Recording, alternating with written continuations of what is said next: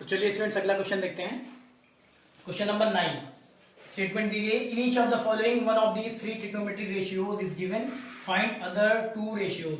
है ना, यहाँ पे दिया गया है कि यहां से हमें क्या करना है, दो बाकी के दोनों ट्रिग्नोमेट्रिक रेशियोज निकालने, जबकि आपको एक दिया गया है।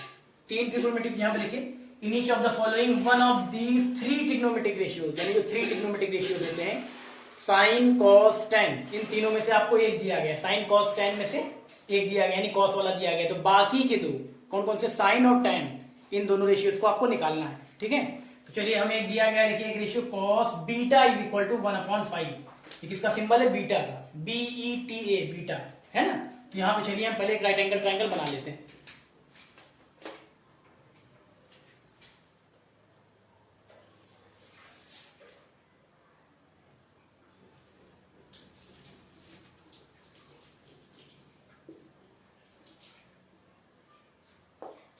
ये हो गया एक राइट एंगल ट्रायंगल। ठीक है, अब यहाँ पे देखिए कॉस बीटा आपको दिया गया ना, सॉल्यूशन में हम क्या करेंगे, हमें दिया गया कॉस बीटा, कॉस बीटा दिया गया है। तो ठीक है, कॉस बीटा दिया गया 1/5। तो कॉस बीटा होता क्या है, PBP HHB के अकॉर्डिंग क्या होता है, कॉस का रेशियो क्या होता है, B/H, यानी बेस अपॉन हाइपोटेनियस, है ना।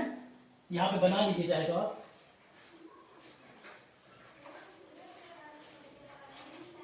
PBP HHB, ये होता है साइन, ये होता है कॉस, और ये होता है टेन, साइन कॉस टेन। अब यहाँ पे टेन के नीचे जस्ट यहाँ पे उल्टा B/P, ये क्या होता है कॉस। उसके बाद H/B क्या होता है, सेक। उसके बाद H/P क्या होता है, कोसेक। ठीक, ये बना लीजिए आप। अब इसके अकॉर्डिंग देखिए कॉस बीटा, तो कॉस का रेशियो क्या होता है, कॉस का रेशियो देखिए B/H, कॉस का रेशियो होता है कितना, B/H। B/H का मतलब क्या है, बेस अपॉन हाइपोटेनियस। अब यहाँ देखिए कॉस बीटा दिया गया, कॉस A कॉस C ऐसा कुछ नहीं दिया, कॉस बीटा दिया गया। एंगल ऑफ डिफरेंस आप इसको बीटा ले लीजिए, तो क्या करिए, एंगल A आप ले लीजिए बीटा। अब एंगल A आपने बीटा ले लिया, तो बीटा के अकॉर्डिंग, बीटा के सामने वाली साइड क्या होगी, परपेंडिकुलर, और बीटा यानी एंगल A जिस साइड पे बना है, यानी AB पे बना है, ये क्या होगा, बेस, यानी एंगल बीटा के अकॉर्डिंग ये एंगल ऑफ डिफरेंस जो इसके अकॉर्डिंग क्या होगी, सामने वाली साइड परपेंडिकुलर होती है, और जिसमें एंगल बना होता है वो क्या होता है, बेस। तो बीटा के अकॉर्डिंग BC क्या है, परपेंडिकुलर है, बीटा के अकॉर्डिंग AB क्या है, बेस है।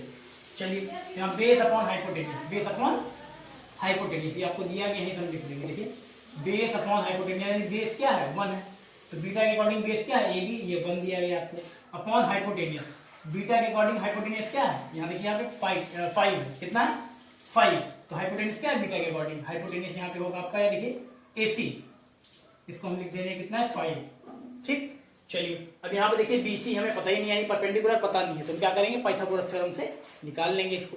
चलिए निकाल लेते हैं, बेस अपॉन हाइपोटेनियस, समझ में आया ना, ये बेस ये हाइपोटेनियस, परपेंडिकुलर हम निकाल लेंगे पाइथागोरस थ्योरम से। चलिए in triangle ABC, in triangle ABC by using Pythagoras theorem,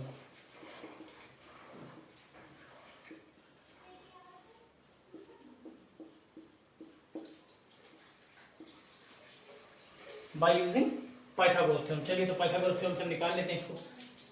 hypotenuse क्या है, AC, तो AC square is equal to, perpendicular क्या है, BC, तो BC स्क्वायर, प्लस बेस क्या है, बेस AB, तो AB का स्क्वायर।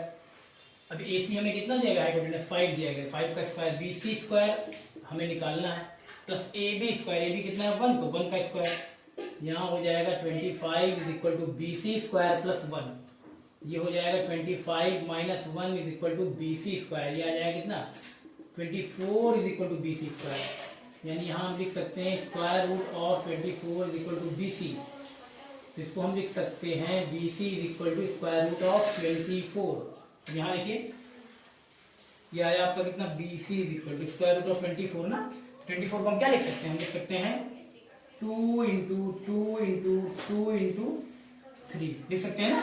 यहाँ पे 2 का तो पेयर बन गया, यानी BC की वैल्यू कितनी आ गई, BC इज इक्वल टू आ जाएगा आपका 2√6, 2√6, BC आ गया 2√6, हम लिख रहे हैं BC कितना है हमारा 2√6, ठीक है 2√6, यानी परपेंडिकुलर आपकी वैल्यू आ गई 2√6, 2√6 आ गई। हमें चाहिए क्या, हमें निकालना है find the other two ratios, यानी साइन कॉस टेन में से आपको कॉस दिया गया है, तो आपको साइन बीटा की वैल्यू निकालनी है और टेन बीटा की वैल्यू निकालनी है। ठीक है, तीन में से एक दिया गया, तो बाकी दोनों रेशियो साइन बीटा और tan बीटा की वैल्यू चाहिए।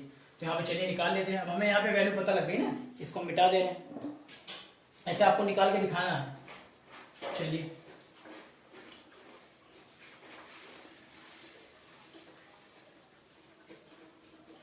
तो हमें चाहिए क्या, बाकी के दोनों रेशियोज, यानी कि साइन बीटा tan बीटा की वैल्यू चाहिए। तो यहाँ लिख दे रहे, देखिए ऐसे लिख दीजिए स्टेटमेंट, हेंस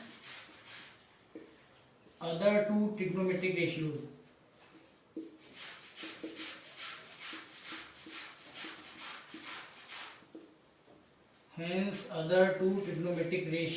आर, बाकी के दो ट्रिग्नोमेट्रिक रेशियोज यानी कि साइन बीटा ये चाहिए और क्या चाहिए, tan बीटा, है ना। cos बीटा दिया ही गया है, साइन cos tan इन तीनों में से आपको एक दिया गया, तो बचा गया साइन बीटा और tan बीटा।